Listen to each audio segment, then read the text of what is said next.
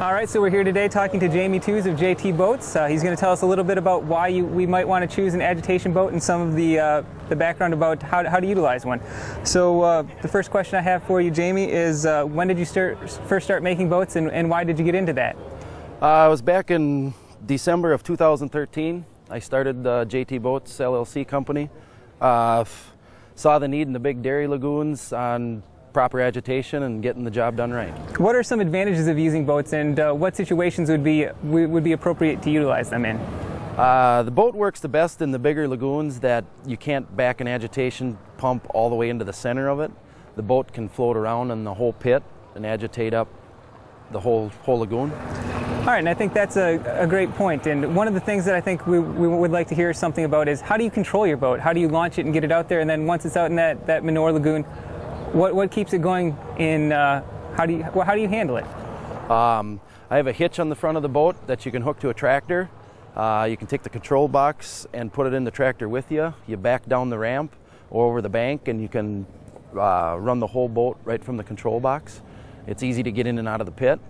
Once you're in the pit, the control box, you just run it with the joystick controls that I have. By moving each of the nozzles up or down, side to side, it'll push and propel the boat wherever you want it to go. All right, and it looks like you have 3 nozzles on this boat. Yep. And they can be both subsurface and surface agitation. Yep. Why would you choose one over the other? What's sort of the advantage of that? When they're all the way down, you don't get much movement with the boat, and it's just agitating. So you don't get the splash and the smell as bad. The reason I made them so that they can come up out of the water is in case you got crust on the pit, if you got ice on a pit, or if you want to wash down a ramp or a bank or something.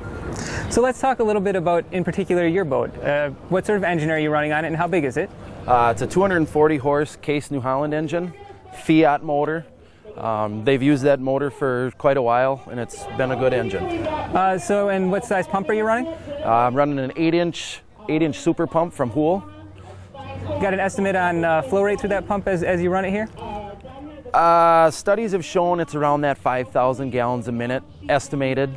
I mean, in certain thicknesses it can be a little less or more depending on. And how about for fuel consumption when you're out there agitating? How much fuel does this thing go through?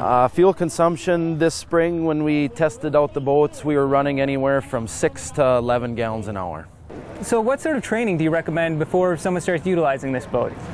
Before using the boat, I recommend that they read the owner's operator's manual, kind of go through so they get familiar with it. And then I have been sitting down and actually running the boat with the customers for a little while to make sure they get a handle on it and kind of know what the boat can and can't do. And you said you use a joystick system to steer. Pretty intuitive.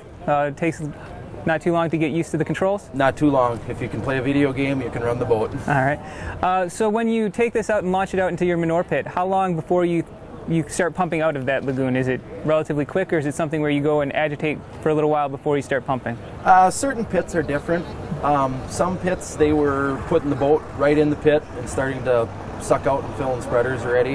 And other ones, they've had it in there up to a couple hours prior to it to get some agitation going. All right, and on a piece of equipment like this, I could imagine there's some maintenance, some things that you have to do to keep it running properly.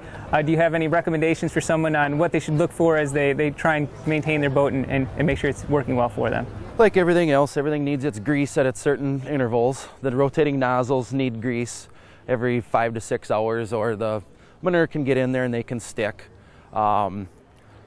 Depending on what you're pumping, if you're in a high sand content in the manure, there is some wear issues on the pump and stuff, but it's no different than any other pump from Hool. I guess it's an 8-inch super pump. So yes, anytime we work with abrasive manure, we have those issues. So Yep. One thing I noticed is you use steel pontoons on your boat. I've seen some other ones with more of a plastic type pontoon. What was the rationale behind that decision? The decision on that was because most farmers have a welder, and if they would damage it, they can pull it out of the pit and weld it up faster than you can try to find a plastic flotation device.